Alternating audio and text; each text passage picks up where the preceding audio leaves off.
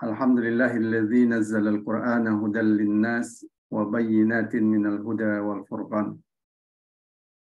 Alhamdulillahil qail wa'tasimu bihablillahi jami'an wa la tafarraqu. Asyhadu an la ilaha illallah wa asyhadu anna Muhammadan abduhu wa rasuluh. Allahumma salli wa sallim ala sayyidina Muhammad wa ala alihi wa ashabihi ajma'in bi rahmatika ya arhamar rahimin.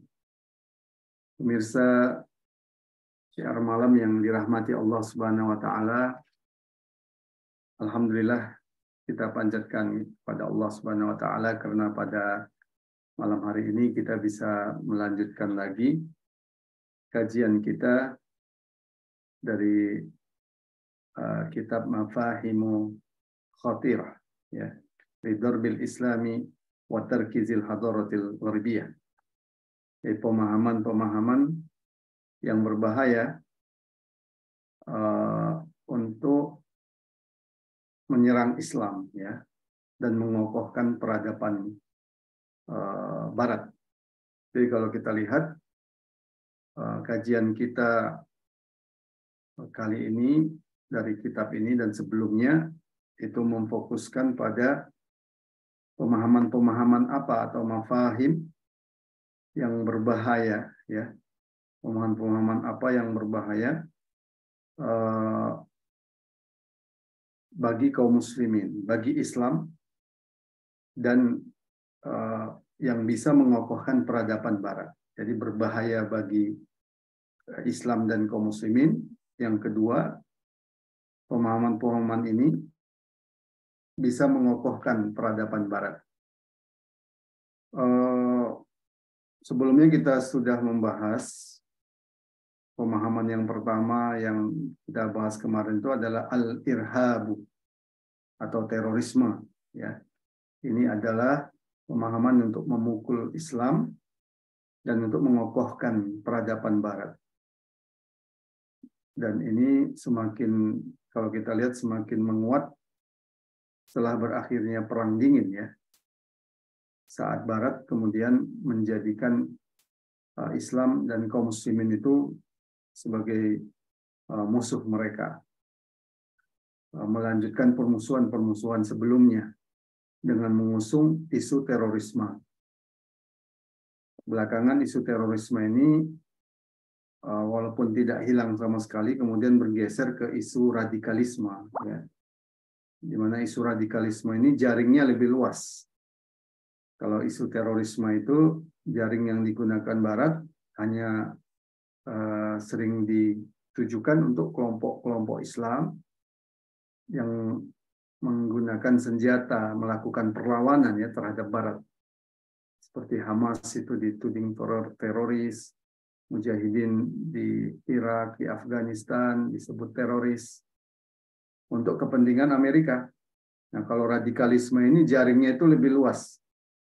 Bukan hanya kelompok yang angkat senjata, meskipun kelompok itu angkat senjata untuk membebaskan negerinya dari penjajahan, tapi termasuk kelompok-kelompok Islam yang intinya menginginkan tegaknya Islam secara totalitas, ya, secara kafah, yang mengusung ide persatuan kaum muslimin di bawah naungan khilafah ala minhajin nubuwah, ya. Ini yang kemudian disebut dengan radikalisme. Intinya seperti itu. Yang kedua yang kemarin kita bahas itu adalah al-hiwaru bainal adyan, ya, atau dialog antar agama. Jadi sebelumnya kita sudah membahas dialog antar agama ini yang pada hakikatnya itu tujuannya adalah untuk menjauhkan kaum muslimin, ya, dari akidah yang kokoh, akidah yang lurus, dan kemudian mengarahkannya seolah-olah kemudian semua agama itu adalah sama. Maka dalam dialog antar agama ini poin pentingnya itu adalah Yang dicari itu bukan kebenaran, ya, tapi yang dicari itu adalah persamaan-persamaan dalam agama. Karena itu dalam dialog antar beragama ini yang menjadi target, ya, akhirnya itu adalah adanya pemahaman bahwa seolah semua agama itu sama. Dan jelas ini adalah upaya untuk melemahkan, ya, akidah kaum muslimin. Nah, kenapa kemudian akidah kaum muslimin ini perlu dilemahkan? Karena akidah Islam inilah yang menjadi asas, ya, kokohnya kaum muslimin. Jadi akidah Islam ini bagaikan akar, ya, dari sebuah pohon, atau akidah Islam ini bagaikan pondasi dari suatu rumah. Jadi pohon itu untuk bisa dirubuhkan, sebesar apapun pohon itu, kalau tidak bisa dirubuhkan secara langsung, rusak akarnya, kan gitu, atau perlemah akarnya. Bagaimana membuat akarnya menjadi busuk, atau bagaimana kemudian sari-sari makanan yang dibutuhkan oleh akarnya itu dihalangi, sehingga pohon itu menjadi runtuh atau rapuh, walaupun tampak besar, gitu ya. Kena hujan, runtuh, rubuh. Demikian juga kuatnya satu rumah itu ditentukan oleh pondasinya, kan gitu. Ini sederhananya begitu. Nah, karena itu akidah ini menjadi sasaran pokok mereka untuk dirusak, dilemahkan, gitu ya. Nah, sehingga kalau akidah kaum muslimin lemah, rusak, tidak kokoh, ya, maka dengan gampang mereka bisa melanjutkan agenda-agenda mereka untuk mengokohkan penjajahan di negeri-negeri Islam. Sebaliknya kalau akidah umat Islam ini kokoh, maka eksistensi penjajahan mereka itu terancam. Ya, umat Islam misalkan akan tegas, ya, menolak kezoliman yang menimpa kaum muslimin. Atas dasar akidahnya, umat Islam kemudian akan melakukan perlawanan terhadap penindasan terhadap kaum muslimin. Tapi kalau akidahnya lemah, maka kezoliman apapun yang terjadi pada kaum muslimin itu kemudian diterima atau diambil seolah-olah itu adalah perkara yang mau tidak mau harus diterima, atau dianggap sebagai suatu hal yang lumrah, gitu kan? Yang kalau menurut istilah seorang ustadz kita itu lumrahisasi, nah, gitu kan? Dianggap lumrah. Jadi kezoliman itu dianggap lumrah, kemaksiatan itu dianggap lumrah, penjajahan atas kaum muslimin dianggap lumrah, gitu kan? Nah, itu karena akidahnya itu tidak lagi muncul menjadi akidah perlawanan, ya, melawan penindasan, melawan penjajahan. Karena itulah akidah itu harus dilemahkan.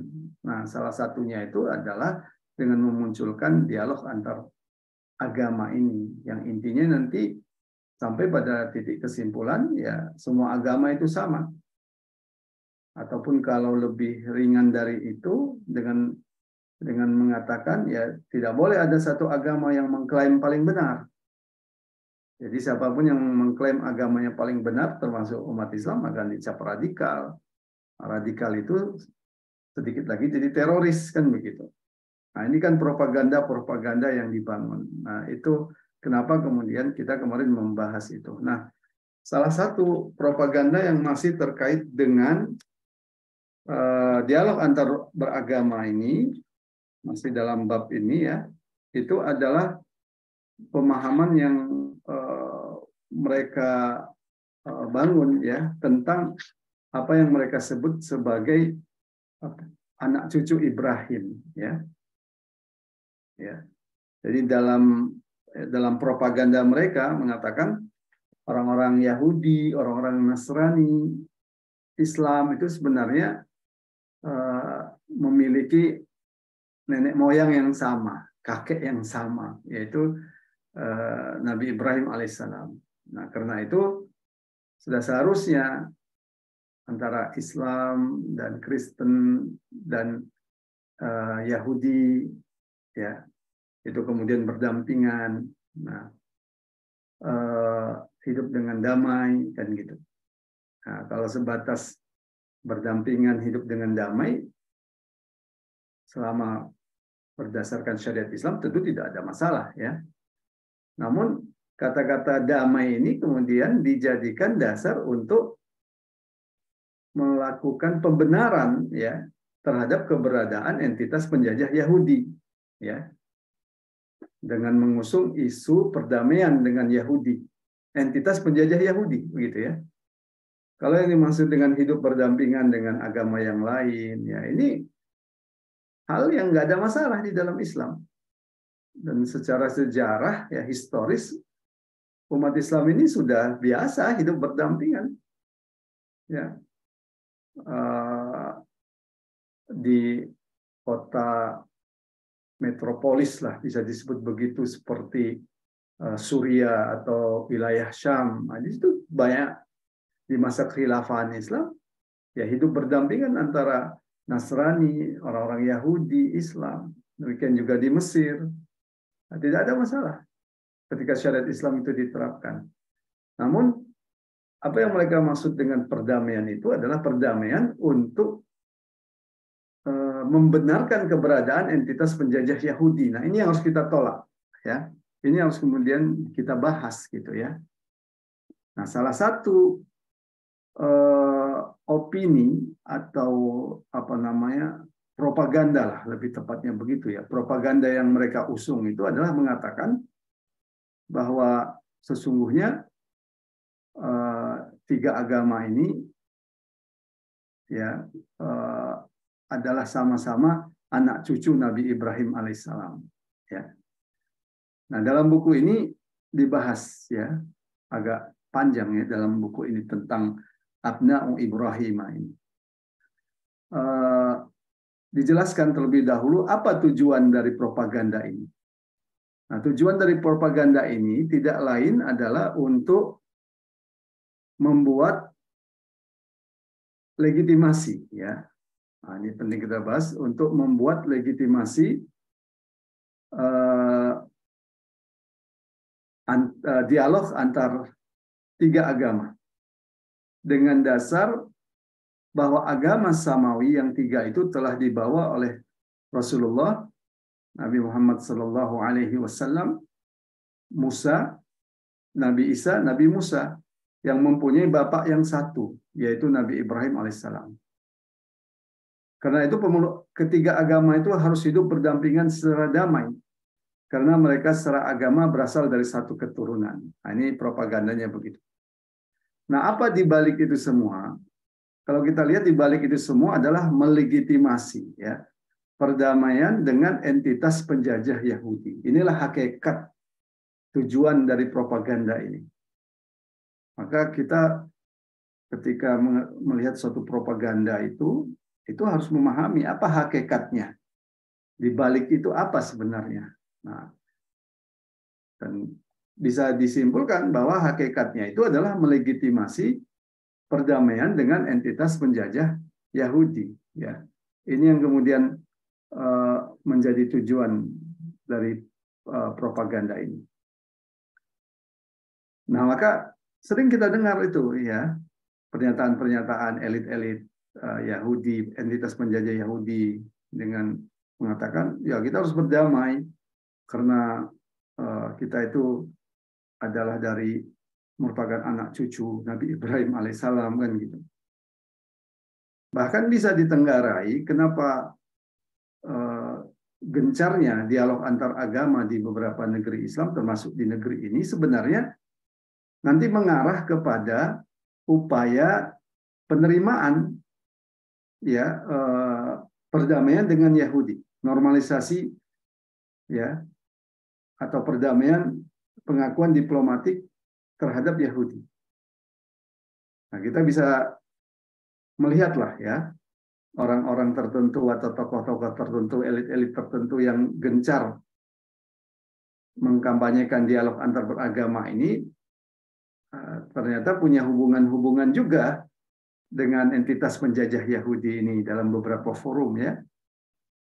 Nah, jadi dialog-dialog ini kalau kita cermati nanti bisa berujung ke sana, yaitu pembenaran ya terhadap hubungan normalisasi dengan entitas penjajah Yahudi. Nah, ini yang harus kita cermati ya. Kemudian menjustifikasi kerjasama orang-orang Yahudi, Kristen, dan Islam guna menjalankan otoritas keagamaan dalam pengelolaan kota Yerusalem yang dianggap tempat suci untuk 3 agama. Nanti akan dibangun gagasan bahwa Yerusalem itu otoritas keagamaannya itu ada 3 ya, Yahudi, Kristen, dan Islam. Karena ini merupakan tempat suci 3 agama. Nah, bahwa dulu di tangan kaum muslimin ada 3 agama di sana, itu adalah realita sejarah yang pernah terjadi, gitu kan. Tapi kemudian membangun apa namanya otoritas keagamaan untuk pengelolaan kota Yerusalem dengan maksud ya, ini yang perlu kita cermati, dengan maksud untuk membenarkan entitas penjajah Yahudi. Nah, ini yang kemudian menjadi persoalan dan ini harus ditolak karena berarti melegitimasi penjajahan Yahudi kan gitu. Nah, apa kata mereka? Mereka mengatakan Yahudi, Kristen, dan Islam adalah orang-orang Muslim yang berasal dari agama yang satu, yaitu agama Nabi Ibrahim alaihissalam. Ya, yang sering disebut dengan bapaknya para nabi, gitu kan? Ya. Nah, ini yang kemudian dibahas. Nah, ada 3 aspek ya pembahasannya nanti. Ada secara aspek lugawi, aspek bahasa, ada juga nanti aspek syar'i, dan yang ketiga aspek waqi'i ya, aspek fakta ya. Nanti tiga aspek ini yang akan dibahas. Pembahasan yang pertama itu aspek bahasa ya, lugawi. Jadi lafaz aslama ya, di antara makna bahasanya itu adalah inqada, artinya tunduk, patuh, dan berserah diri. Jadi Al-Quran itu telah menggunakan ya makna bahasa ini, menggunakan makna bahasa ini dalam kisah para nabi dan pemberian sifat kepada para nabi sebagai orang-orang yang tunduk dan patuh kepada perintah Allah Subhanahu wa taala ya.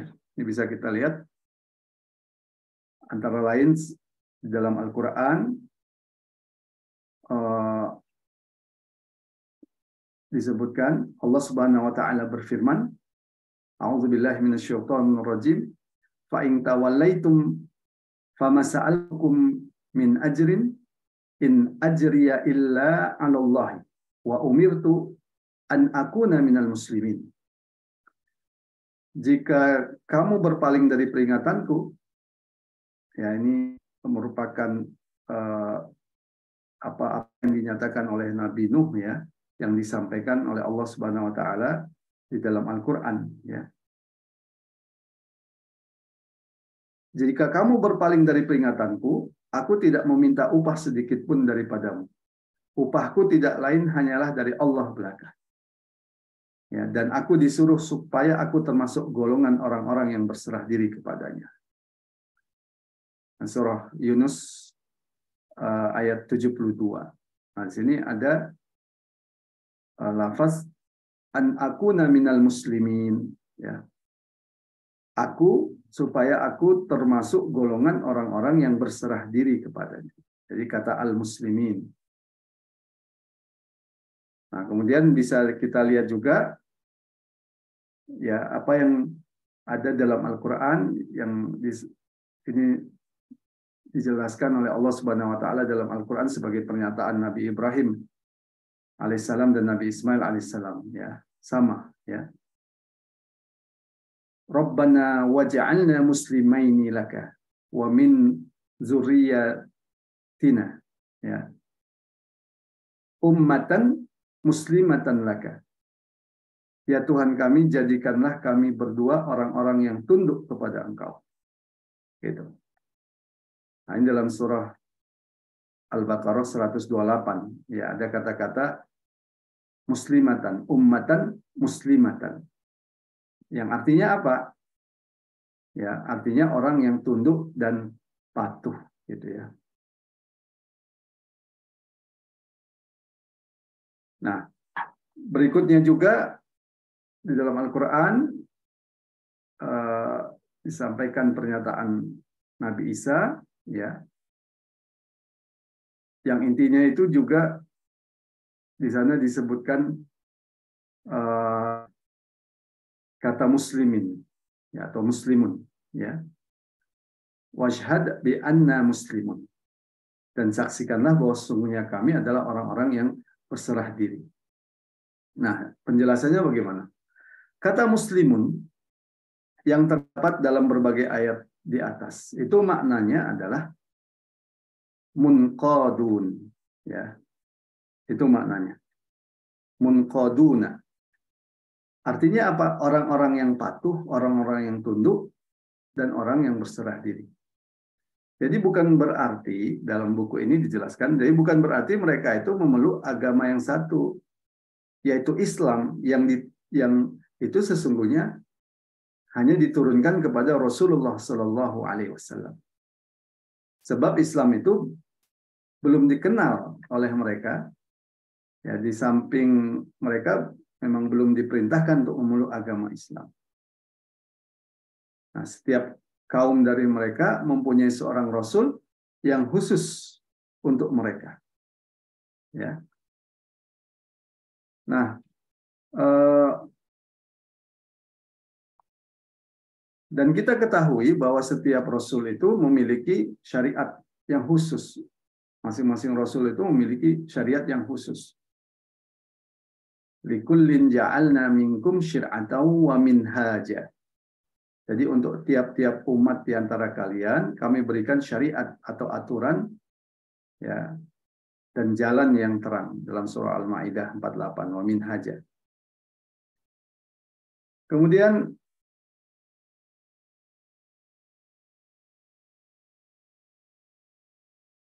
nah, itu makna bahasa dari kata dari kata aslama tadi, ya. Itu maknanya adalah inqada.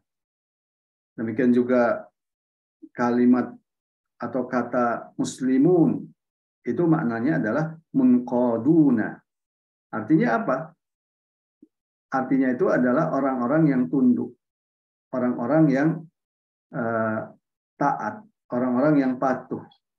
Ya, inqada itu makna bahasanya itu adalah tunduk, patuh, atau berserah diri. Ya, penjelasannya seperti apa? Setelah turunnya wahyu kepada Rasulullah SAW, wahyu tersebut telah mengarahkan perhatiannya kepada beberapa kata dalam bahasa Arab tertentu, lalu memindahkannya dari makna bahasa yang dibuat untuk pertama kali dalam makna bahasa itu yang artinya tunduk, patuh tadi, atau orang-orang yang tunduk atau orang-orang yang patuh, inqada atau munqaduna. Jadi kalau aslama itu artinya inqada, patuh dan tunduk. Sementara muslimuna itu artinya orang-orang yang patuh dan tunduk, munqadun. Ya, itu kemudian dipindahkan maknanya ke Islam, di mana makna bahasanya itu di antara kata yang dipindahkan maknanya itu adalah Islam. Ya, yang di mana makna bahasanya itu adalah inqiyad atau tunduk, patuh, dan berserah diri, gitu ya.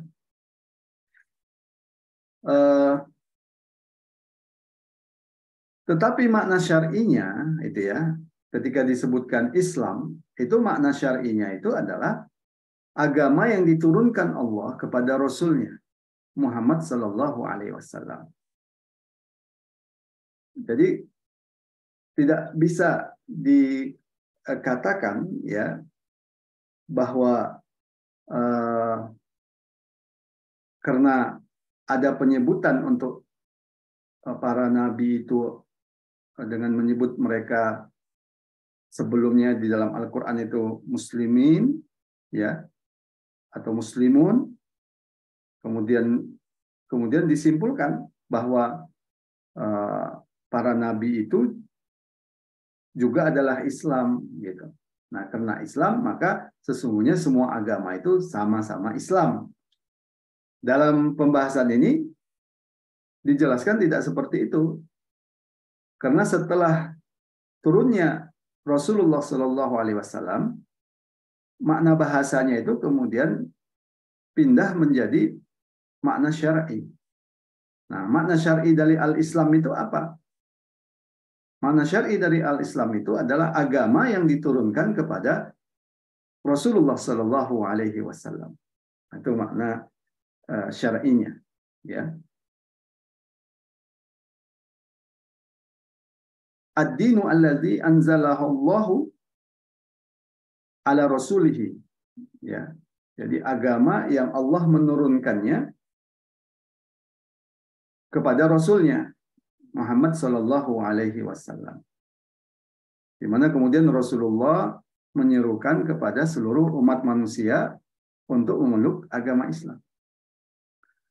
Nah, karena itu ketika ada kata al-Islam di dalam Al-Quran, ya, itu maknanya itu adalah agama yang diturunkan kepada Rasulullah Sallallahu Alaihi Wasallam.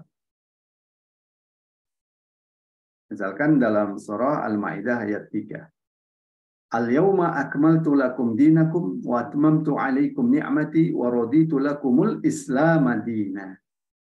Jadi pada hari ini telah kusempurnakan untuk kamu agamamu dan telah kucukupkan kepadamu nikmatku dan telah kuridhoi Islam itu jadi agama bagimu. Nah, Islam di sini siapa yang dimaksud di sini? Agama apa yang dimaksud? Ya, agama yang diturunkan kepada Rasulullah Sallallahu Alaihi Wasallam. Ya. Kemudian juga dalam surah Ali Imran 85. Wa may yabtaghi ghairal islami dinan falyuqbala minhu wa huwa fil akhirati minal khasirin. Jadi barang siapa yang mencari agama selain agama Islam, maka sekali-kali tidak akan diterima agama itu darinya. Dan dia di akhirat termasuk orang yang rugi. Nah, jadi al-Islam yang dimaksud di sini adalah makna syar'i, yakni agama yang diturunkan oleh Allah Subhanahu wa taala kepada Rasulullah Sallallahu Alaihi Wasallam. Kemudian ini dijelaskan juga dalam hadis Rasulullah Sallallahu Alaihi Wasallam, di mana Rasulullah Sallallahu Alaihi Wasallam bersabda, "Bunyal Islamu ala khamsin." Jadi Islam itu dibangun atas 5 perkara. Nah, yang dimaksud dengan Islam di sini apa? Ini agama yang diturunkan kepada Rasulullah Sallallahu Alaihi Wasallam. Karena agama yang lain itu, ya,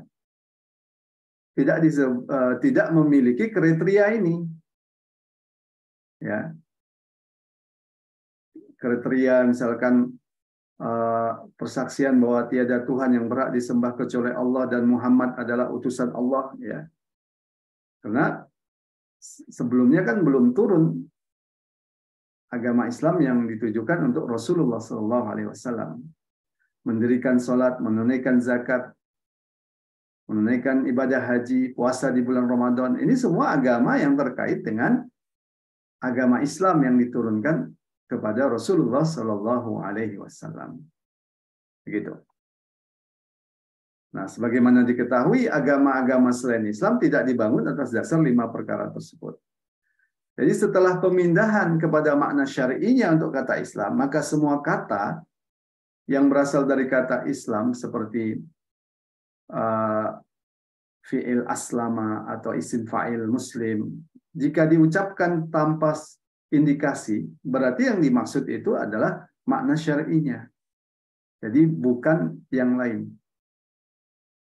Ya, ini penting. Jadi bukan yang lain. Jadi kecuali ada qarinah yang menunjukkan. Jadi kalau disebut apa semua kata yang berasal dari kata Islam yang disebut apa namanya lafaz-lafaz al-mushtaqqah ya, al-mushtaqqah. Jadi lafaz-lafaz yang itu kemudian bisa diambil dari fiilnya aslama atau fa'ilnya muslim. Nah, jika diucapkan tanpa satu qarinah atau indikasi, berarti yang dimaksud adalah makna syar'inya, ya, bukan yang lain. Nah, apabila ini dimaksudkan untuk menunjukkan makna bahasa yang dibuat pertama kali untuknya, itu diperlukan qarinah yang mengalihkan dari makna syar'inya. Jadi ketika di dalam Al-Quran misalkan ada dalam surah Ali Imran, Nabi Ibrahim bukanlah seorang Yahudi, bukan pula seorang Nasrani, akan tetapi adalah orang yang lurus lagi menyerahkan diri kepada Allah. Di situ ada kata musliman. Nah, di sini musliman ini yang dimaksud siapa? Ya. Nabi Ibrahim alaihissalam. Ini yang dimaksud. Ya. Tapi kalau tidak ada qarinah yang menunjukkan seperti ini, yang dimaksud adalah Nabi Ibrahim, maka ketika disebut kata Muslim, itu maknanya itu adalah pengikutnya Nabi Muhammad Sallallahu Alaihi Wasallam. Kecuali ada qarinahnya. Nah, karena kata apa namanya Islam itu ditujukan untuk Rasulullah Sallallahu Alaihi Wasallam, gitu ya. Nah, kemudian ini tidak berarti bahwa Nabi Ibrahim alaihissalam adalah penganut agama yang diturunkan Allah kepada Rasulullah, yaitu Islam tadi. Tapi artinya apa? Ibrahim alaihissalam itu tunduk dan patuh, ya, dalam pengertian munqadun, kepada apa yang diturunkan Allah kepadanya. Walaupun di situ menggunakan kata apa? Musliman, ya. Tapi itu bukan berarti Nabi Ibrahim itu memeluk agama yang sama dengan Rasulullah SAW, yaitu agama Islam. Dan dia juga sesungguhnya bukanlah orang Yahudi atau bukanlah Nasrani yang telah mengubah-ubah agama para nabi mereka.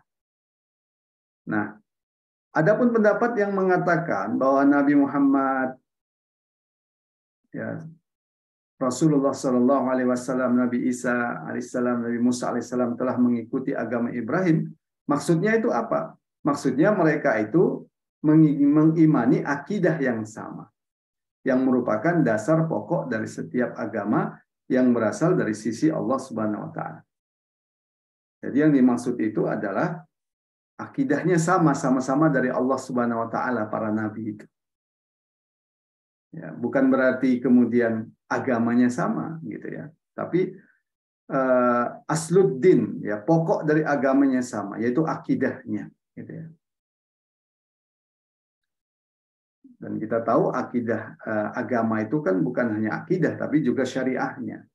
Nah, sementara kalau itu syariah berbeda, semua di antara para nabi itu berbeda. Likullin ja'alna minkum syir'atan wa minhajatan. Jadi apa yang dimaksud dengan bahwa Nabi Muhammad, Nabi Isa, Nabi Musa telah mengikuti agama Nabi Ibrahim, itu maksudnya mengimani akidah yang sama, ya, yaitu asluddin, yaitu akidah yang mentauhidkan Allah Subhanahu Wa Taala. Jadi semua para nabi itu asal akidahnya itu sama, pokok akidahnya itu sama, yaitu mentauhidkan Allah Subhanahu Wa Taala. Tapi bukan berarti semua agamanya sama, gitu ya. Ini penting membedakan itu. Nah, kemudian disebutkan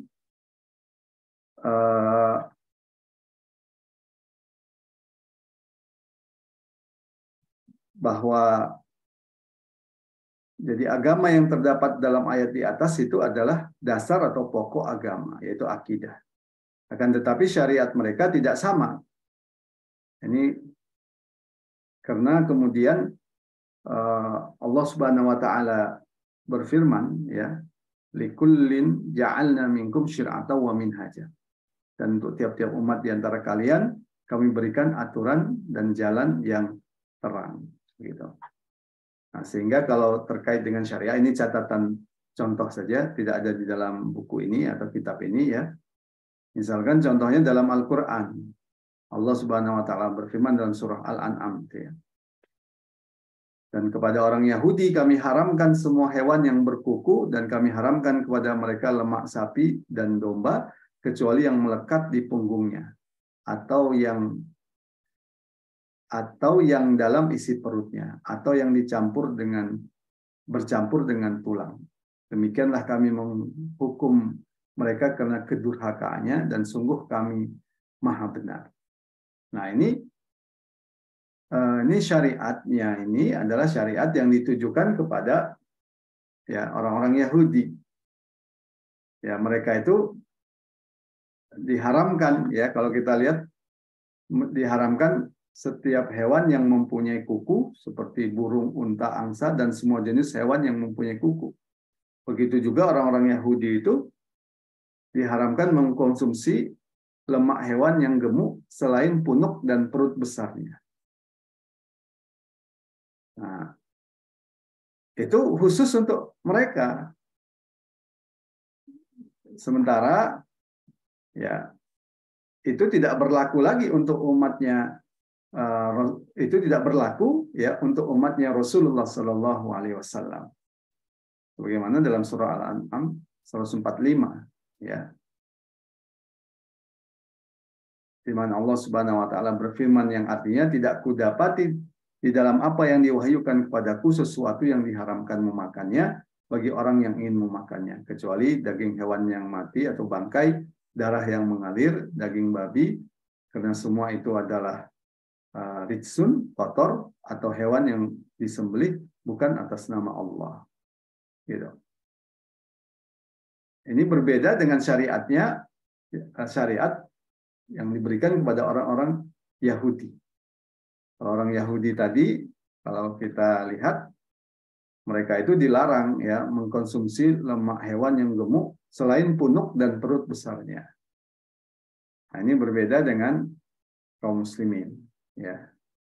Nah, ini menunjukkan hal itu. Nah, karena itu ada kaidah yang ini merupakan kaidah yang digunakan oleh para ulama, ya, bahwa syar'u man qablana laisa syar'an lana. Jadi syariat nabi-nabi sebelum kita itu bukanlah syariat untuk kita. Walaupun nanti, ya, ada perbedaan juga di kalangan ulama tentang kaidah ini, ya. Tapi kita tidak membahas itu. Yang jelas intinya, berdasarkan ayat Al-Quran tadi, syariat-syariat untuk nabi sebelumnya itu tidak berlaku untuk syariatnya Rasulullah SAW. Nah, kalaupun ada yang sama, yaitu karena ada dasar penetapannya, gitu, ya. Dasar penetapan yang ditetapkan oleh Rasulullah SAW atau yang ditetapkan Allah Subhanahu Wa Taala untuk kaum muslimin, untuk umatnya Rasulullah SAW. Nah, itulah yang menjadi dasar, ya, karena ada dasar penetapannya dari Rasulullah, ya, atau dasar penetapannya dari Allah Subhanahu Wa Taala tentang syariat itu. Ketika ada syariat yang kelihatan sama dengan syariat sebelumnya, gitu, ya.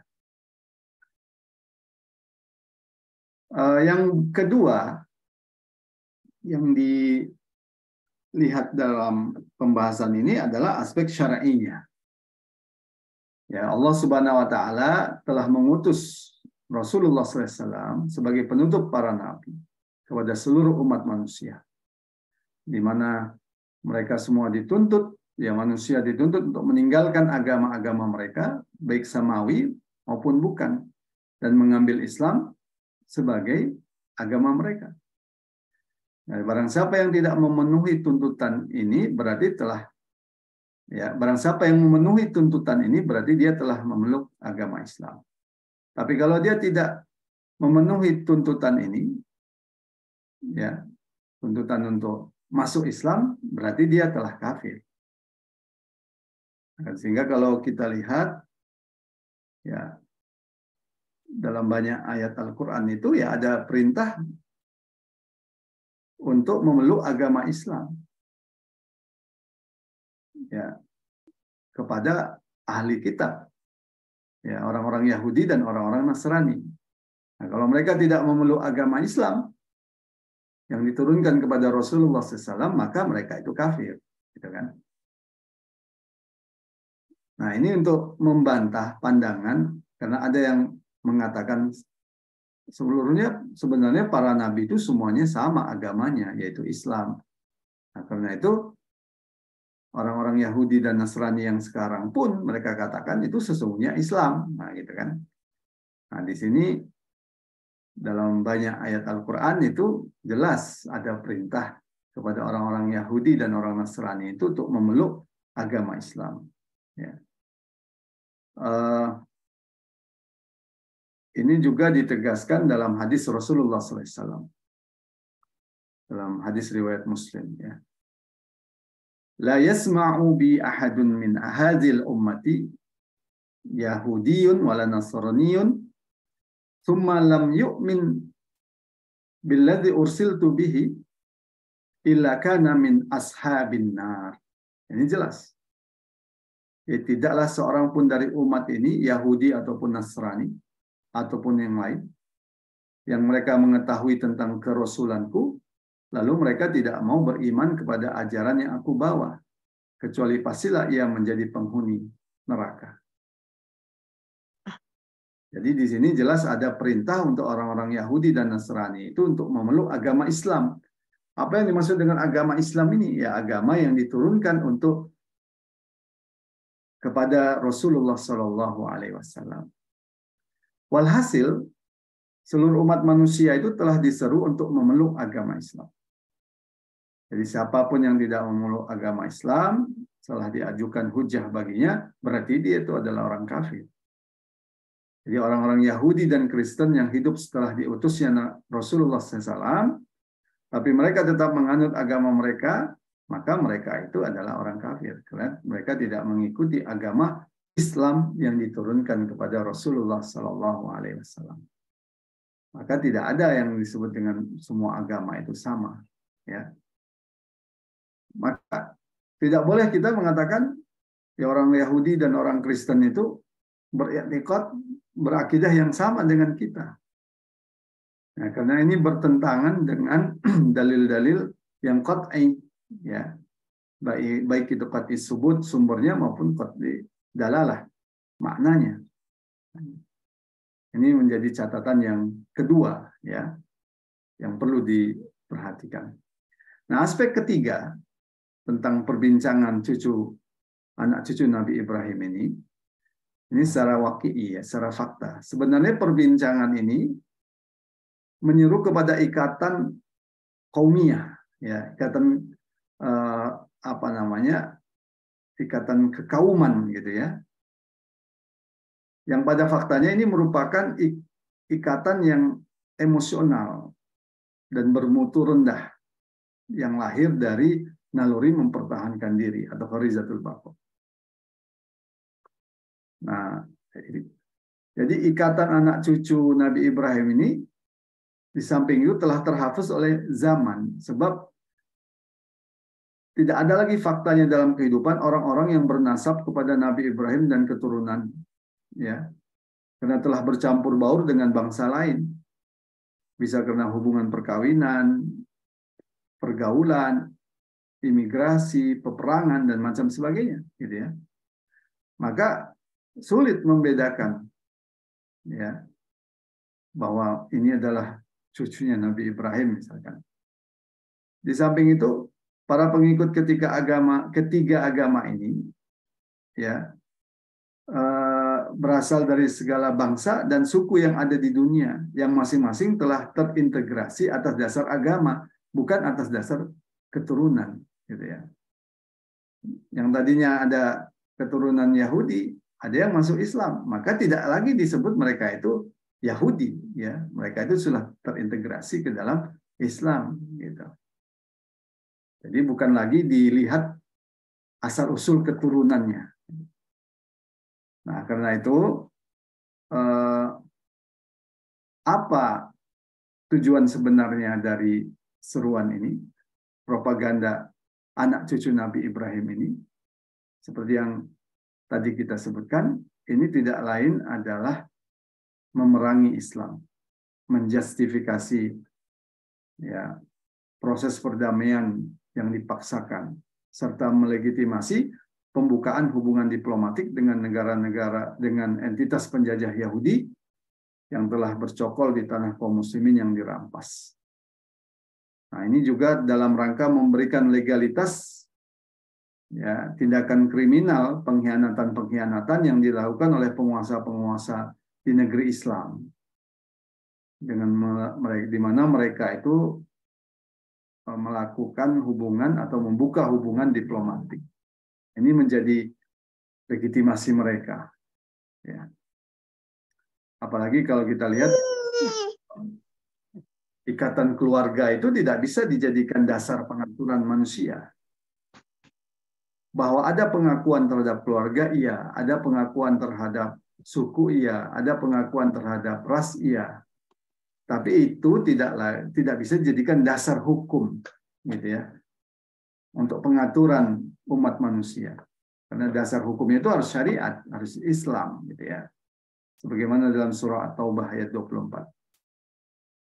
Katakanlah jika bapak-bapak, anak-anak, saudara-saudara, istri-istri, dan kaum keluarga kalian, harta kekayaan yang kalian usahakan, perniagaan yang kalian khawatiri kerugiannya, dan rumah-rumah, tempat tinggal yang kalian sukai adalah lebih kalian cintai daripada Allah dan Rasul-Nya, dan dari berjihad di jalannya, maka tunggulah sampai Allah mendatangkan keputusannya. Dan Allah tidak memberi petunjuk kepada orang-orang yang fasik.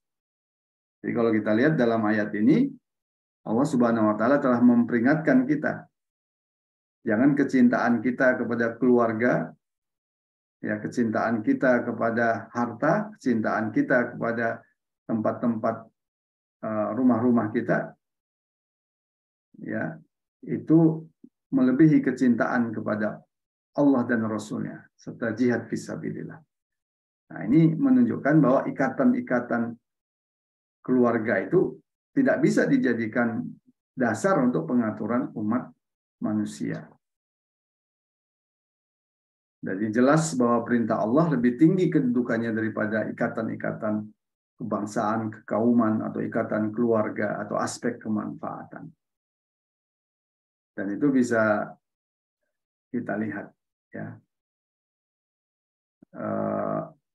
bagaimana Rasulullah SAW itu kemudian mengikat, ya, bangsa Arab, ya, kabilah-kabilah yang ada di Arab, demikian juga orang-orang di luar Arab, itu dengan ikatan akidah Islam. Inilah yang kemudian menyatukan kaum muslimin. Ya.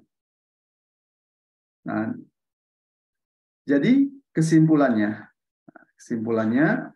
dari penjelasan tentang anak cucu Ibrahim ini, ya, bahwa ini propaganda Abna'u Ibrahim ini adalah dakwatan jahiliyatan. Nah, ini adalah propaganda jahiliyah.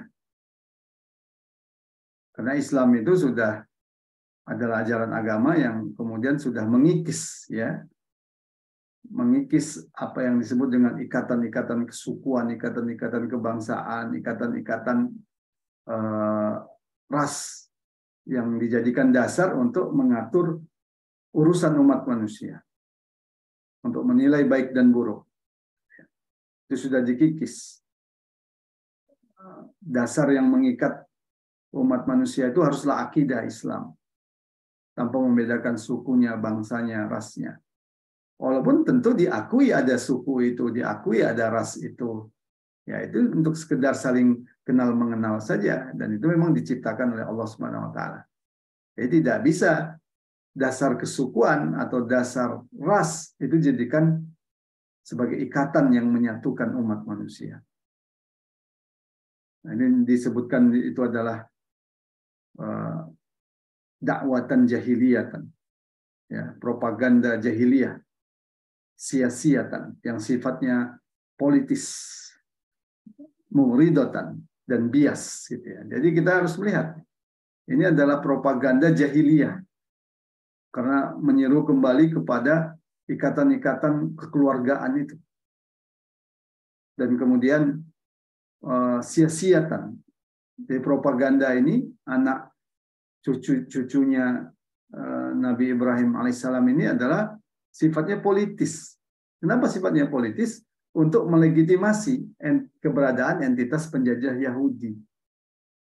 Ya, sehingga seolah-olah tidak masalah berdamai dengan mereka gitu ya. Sementara mereka itu merampas negeri Islam, menduduki negeri kaum muslimin gitu ya.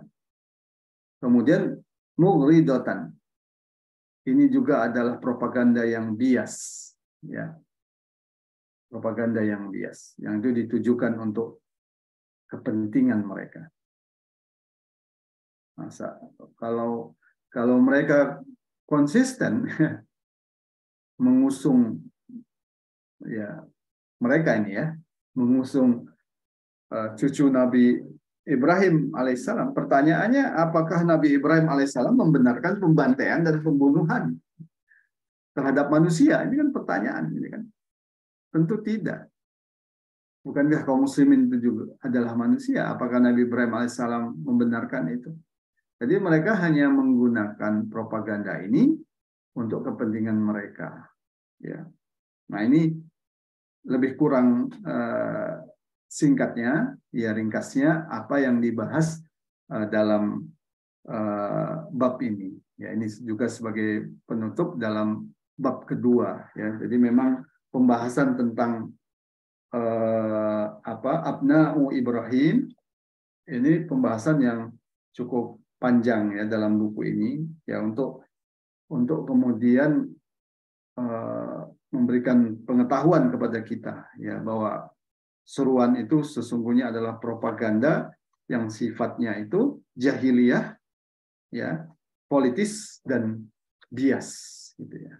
Nah, sehingga kita paham ya ketika ada yang menyerukan itu ya, ini sebenarnya ujung-ujungnya itu nanti adalah mereka akan mengarahkan kepada pengakuan terhadap keberadaan entitas penjajah Yahudi dan melakukan hubungan diplomatik yang membuka hubungan diplomatik dengan entitas penjajah Yahudi. Nah, itu sebenarnya bisa kita lihat ya track record, rekam jejak ya orang-orang yang menyerukan ini ya kemungkinan besar ya kita nggak bisa memastikan, kemungkinan besar dia punya hubungan dengan entitas penjajah Yahudi ini. Ya. Kira-kira begitu sebagai pengantar untuk diskusi kita berikutnya. Saya serahkan kembali kepada siapa tadi host kita? Baik, syukur Ustaz. Mirza ya, pada Ustaz. Ya, siap Ustaz. Pada Ustaz. Baik, alhamdulillah. Syukur jazakallah kepada Ustaz Farid yang telah menyampaikan materi pada malam hari ini. Sepertinya kita sudah kemasukan ini, sudah kemasukan pertanyaan yang Masya Allah sudah dituliskan oleh para jemaah. Ada dari kaum ibu dan kaum bapak sepertinya ini. Oh, sepertinya dari kaum bapak, dari kaum ibu dulu nih. Yang kaum bapak belum ada bersuara sepertinya. Nah, untuk yang mau bertanya, kami persilahkan boleh langsung raise hand dan unmute. Boleh juga dituliskan di kolom komentar. Yang mana juga boleh. Saat langsung kita bacakan pertanyaan pada kesempatan malam hari ini. Ada dari Ibu Hasnah. Beliau bertanya, Afwan Ustadz, izin bertanya. Kami di sosmed berita tentang Ponpes Al Zaitun yang menyimpang dari syariat dan salam yang dipakai adalah salam bangsa Yahudi. terkait berita tersebut, benarkah kelompok atau pemimpin ponpes tersebut adalah agama baru, Bahai, yakni agama yang menganut paham semua agama sama dan cenderung kepada kelompok penyembah Dajjal? Syukron, jazakallah Ustaz. Monggo Ustaz, Ya, untuk langsung dijawab. kalau saya pribadi itu tidak mengetahui ya detail-detail pemahaman dari uh, pemimpin Az-Zaitun ini ya, atau apa namanya, apa yang mereka ajarkan ya. Ini kan karena bisa disebut sebenarnya sifatnya masih tertutup ya. Nah, sehingga yang bisa bisa saya nilai atau bisa kita lihat itu adalah apa yang memang kita saksikan gitu ya, baik itu dalam video-video atau pernyataan-pernyataannya yang itu memang menyebar di sosial media terutama ya. Itulah yang bisa kita nilai gitu ya. Nah, lebih jauh dari itu tentu saya pribadi tidak bisa menilainya ya. Nah, kalau dari apa yang kita lihat di sosial media, maka jelas ya, banyak banyak hal yang itu bertentangan dengan Islam. Ya, antara lain misalkan terkait dengan tata cara sholat, ya itu jelas-jelas ya bertentangan dengan Islam. Bagaimana di depannya itu ada wanita kan gitu. Padahal kalau soft wanita itu kan harus dipisah dengan soft laki-laki. Ya, pemisahannya itu bisa kiri kanan ya, atau depan belakang kan gitu. Tapi harus terpisah. Kalau kemarin itu kan tidak. Nah, kalau alasannya menghormati wanita, ini justru merupakan bentuk tuduhan gitu ya.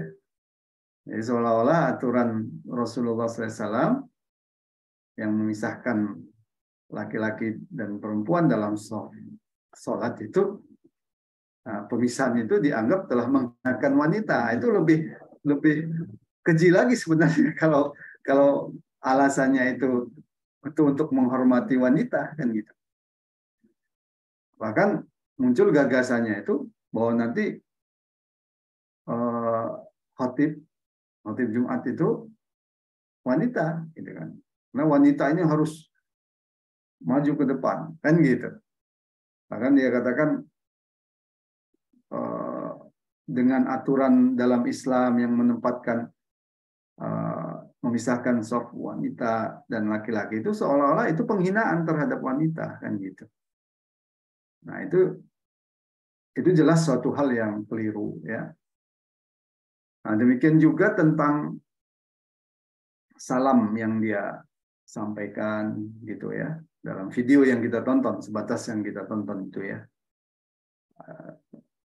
Dan itu dikenal sebagai salam yang sering dinyanyikan oleh orang-orang Yahudi ya. Nah, sebagian juga mengatakan itu salam juga yang sering dilakukan ya, lakukan. Nah, jelas seorang muslim tidak boleh melakukan itu ya. Karena umat Islam itu sudah memiliki salam tersendiri yang itu bernilai ibadah ya. Assalamualaikum warahmatullahi wabarakatuh. Itu kan salamnya kaum muslimin yang bernilai ibadah. Nah, di situ ada doa ya. Dan ketika salam itu disampaikan, kita memiliki kewajiban untuk menjawabnya. Ini adalah merupakan bagian dari ibadah. Nah, sementara kita tidak boleh meniru salam-salamnya orang-orang di luar Islam gitu, apalagi kemudian mengajak secara bersama-sama untuk mengucapkan itu ya. Karena Islam itu adalah ajaran agama yang dalam persoalan-persoalan pokok ya, itu sangat-sangat membedakan dengan ajaran-ajaran yang lain. Jadi barang siapa yang meniru-niru, ya, meniru-niru orang lain, kaum yang lain, maka sesungguhnya dia adalah bagian dari kaum. Nah, karena itu kalau kita lihat di dalam Islam itu kan para ulama nanti membedakan, ada yang disebut dengan sakofah, ada yang disebut dengan ilmu, gitu kan. Kalau sakofah itu adalah pemahaman-pemahaman yang muncul dari akidah tertentu. Nah, ini tidak boleh diadopsi, tidak boleh diambil oleh kaum muslimin. Ya, termasuk salam-salam yang terkait dengan ajaran agamanya itu tidak boleh diadopsi. Ajaran agama khusus, ya, Yahudi, Nasrani atau orang-orang musyrik itu tidak boleh diambil. Ya.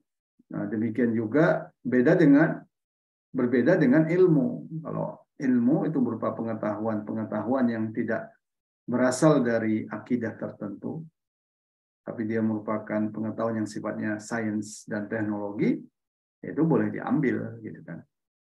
Demikian juga para ulama itu membedakan, ada yang disebut dengan hadarah, ada yang disebut dengan madaniyah, kan gitu. Ini untuk agar kita punya pegangan, gitu ya. Jadi hadarah itu berupa pemahaman-pemahaman, ya, yang muncul dari pandangan hidup tertentu, itu hadarah namanya.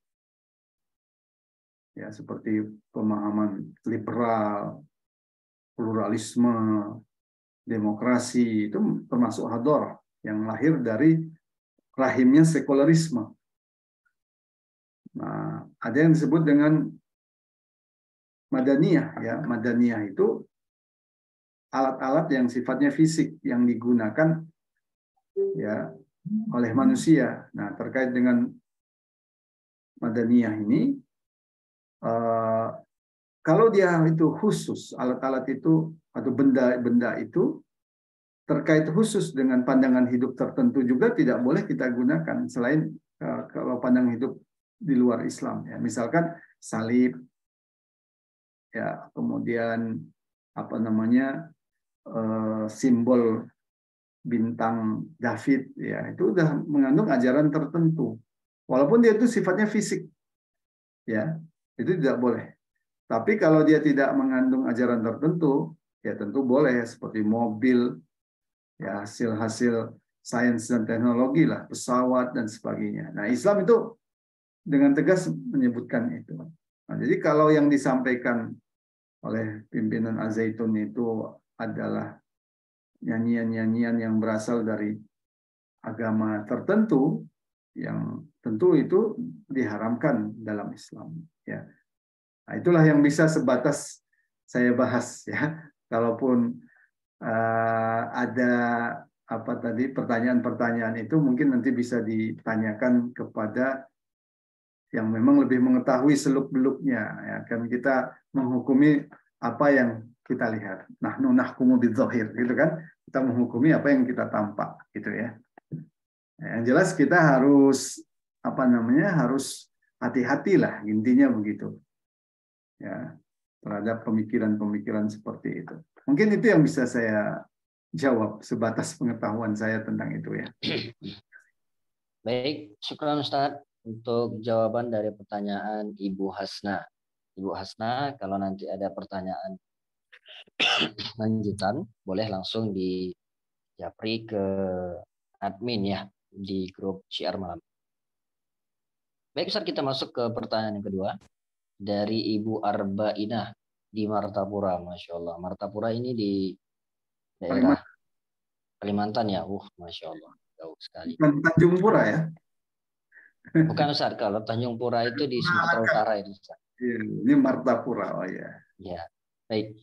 Ustaz, anggapan bahwa agama wahyu itu hanya Islam. Nasrani dan Yahudi menjadikan banyak yang beranggapan karena didasarkan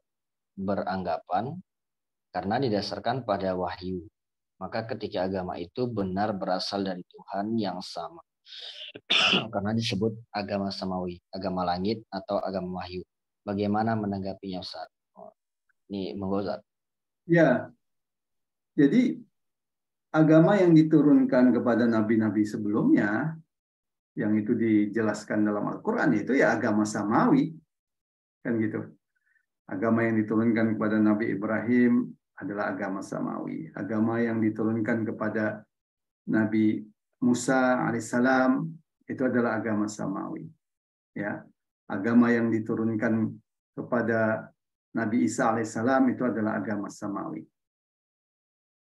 Nah, yang perlu kita perhatikan ketika Rasulullah SAW itu diutus oleh Allah Subhanahu Wa Taala, maka ada perintah bagi setiap manusia, termasuk pemeluk agama-agama samawi yang lain itu, untuk memeluk agama Islam. Itu intinya, gitu ya.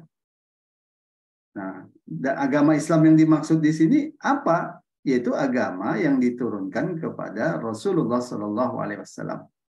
Inna dina indallahil Islam, gitu. Itu sebenarnya poin pentingnya.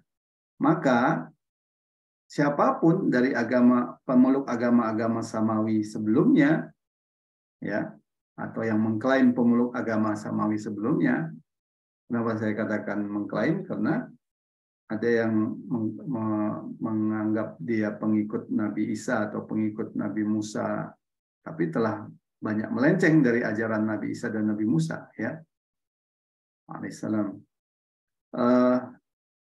Maka kalau dia nggak mengikuti agama Islam yang diturunkan kepada Rasulullah SAW, maka dia adalah kafir. Nah, karena itu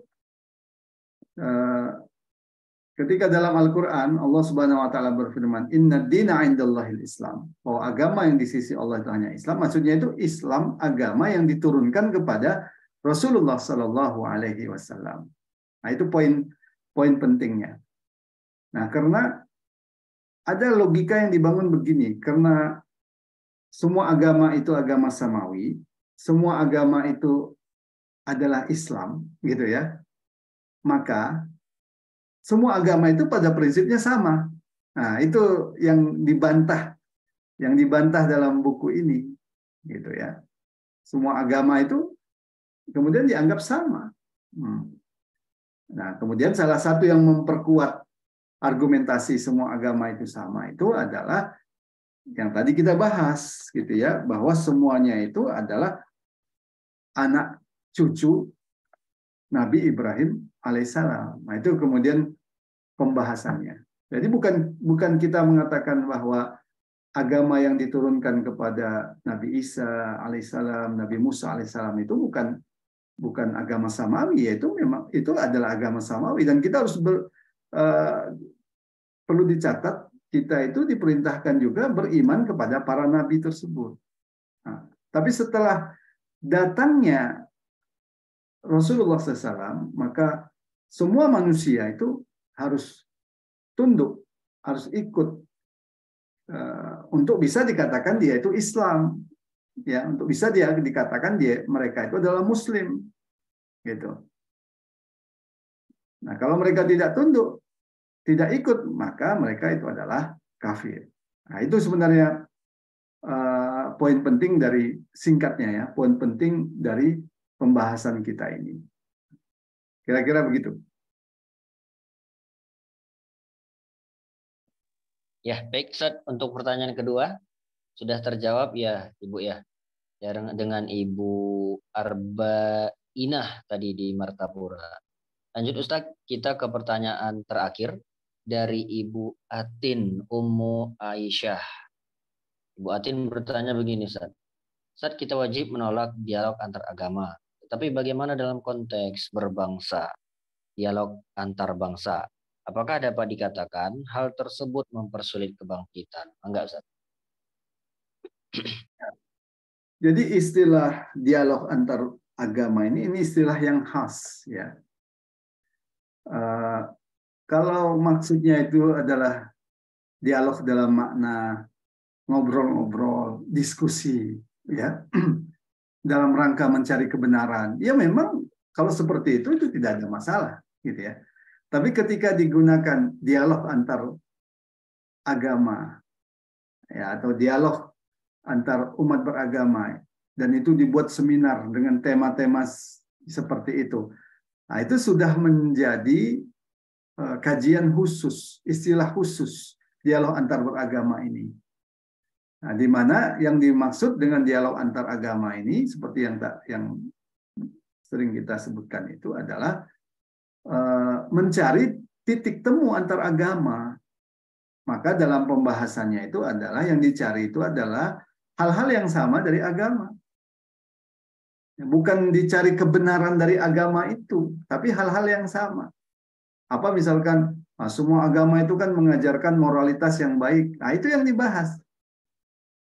Tapi tidak akan menyentuh kepada perbedaan akidahnya. Padahal kalau kita membahas agama, ya, yang harus kemudian dibahas paling mendasar itu adalah akidahnya. Ya, antara lain misalkan bahwa dalam Islam, ya, Tuhan itu Allah adalah satu. Tapi dalam pandangan agama yang lain, misalkan mereka mengatakan Tuhan itu tiga, kan gitu. Nah, itu yang paling membedakan. Ya. Sementara dialog antar beragama dalam pengertian yang khas, yang itu telah menjadi bagian dari seminar-seminar internasional dan kajian-kajian yang ada di perguruan tinggi agama misalkan, dan dipropagandakan, itu sudah bukan sekedar dialog, bukan sekedar perbincangan gitu ya, tapi mencari titik temu antar agama. Nah, karena itu hakikatnya bukan mencari kebenaran, ya.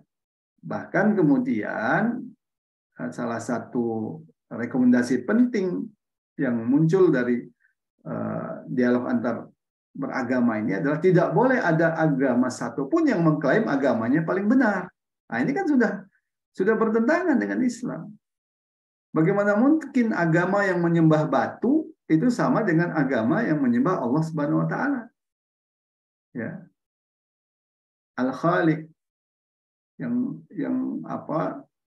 menciptakan alam semesta, ya, Rabbul Alamin yang mengatur alam semesta. Bagaimana mungkin sama dengan agama yang menyembah batu gitu ya? Mana mungkin sama agama yang mengatakan satu-satunya, ya, yang wajib disembah itu hanyalah Allah, tidak boleh yang lain. Sementara agama yang lain itu mengatakan ada tiga yang Tuhan itu, ya, ada anak Tuhan dan macam-macam gitu ya. Bagaimana itu kemudian dikatakan sama? Nah, jadi kita jangan terjebak dengan seolah-olah ini kan dialog. Nah, ini kan baik dialog itu, bukan di situ persoalannya. Dialog ini punya maksud gitu ya. Karena itu dia sangat sistematis. Ya, kajian-kajiannya sangat sistematis, seminar-seminarnya sistematis dengan paradigma yang juga paradigma tertentu. Ini yang perlu kita bedakan ya. Kemudian bagaimana dalam konteks apa tadi berbangsa saat ini, dialog antar bangsa ya. Kalau Islam itu kan politik luar negeri dari negara yang dasarkan Islam itu kan, kalau kita lihat justru adalah dalam rangka nasrul Islam ilal alam. Bagaimana menyebarluaskan Islam ke seluruh penjuru dunia. Itulah politik luar negerinya. Maka kalau ada dialog antar bangsa, kalau menggunakan istilah Ibu siapa tadi? Ibu yang bertanya ya, saya lupa ya. Ibu Atin, Ustadz. Atin ya.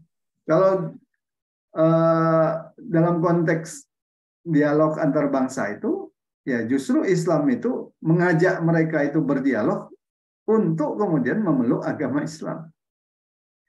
Nah, inilah yang kalau kita lihat tampak dari surat-surat yang dikirimkan Rasulullah SAW kepada penguasa-penguasa yang ada di sekitar daulah Islam pada waktu itu kan, penguasa Persia, penguasa Romawi, penguasa Yaman, dan apa yang diserukan dalam surat itu, demikian juga apa yang disampaikan oleh utusan-utusan Rasulullah itu aslim taslam, kan gitu. Perintah untuk mereka tuh, mengajak mereka itu untuk memeluk agama Islam. Jadi dialog antar bangsa di dalam Islam itu adalah mengajak mereka itu untuk memeluk agama Islam. Karena dunia yang diatur dengan ajaran Islam inilah yang bisa membangun, menciptakan dunia yang damai dan beradab gitu.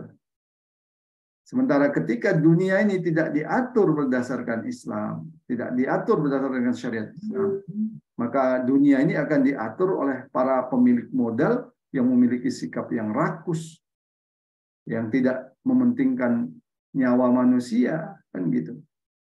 Yang dengan gampang melakukan pembunuhan dan pembantaian. Nah, ini kan bisa kita lihat dari jejak-jejak peradaban Barat, kan.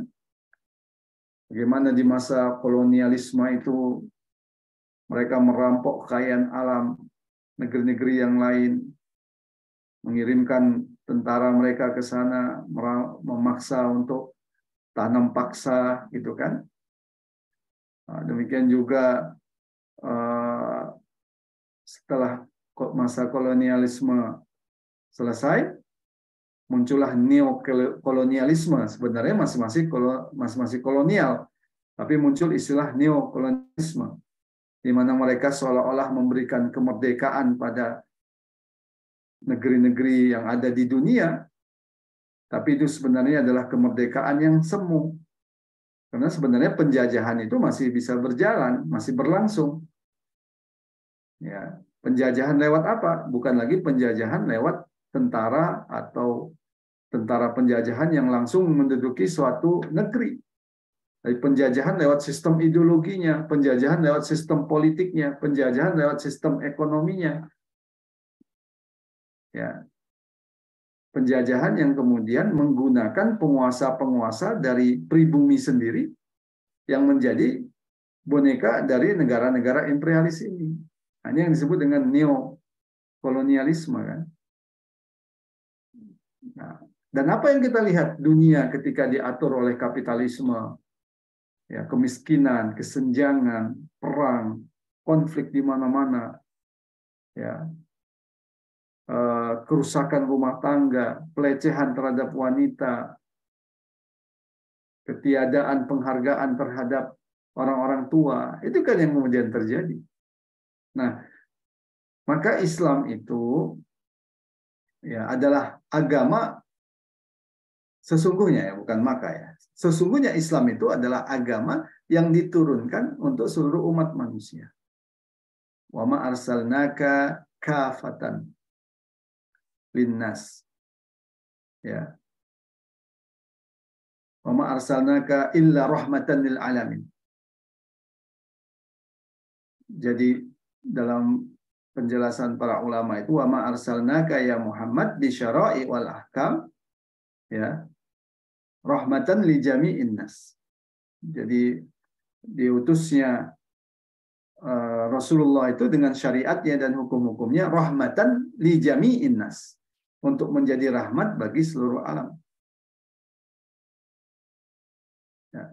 Jadi kalau kita lihat, justru dengan Islam inilah dunia ini akan menjadi lebih baik. Nah, sehingga kalau tadi ditanya bagaimana dialog antar bangsa itu bisa dibangun, ya dialog antar bangsa dalam Islam itu dibangun atas dasar pilar dakwah. Nah, lebih kurang begitu.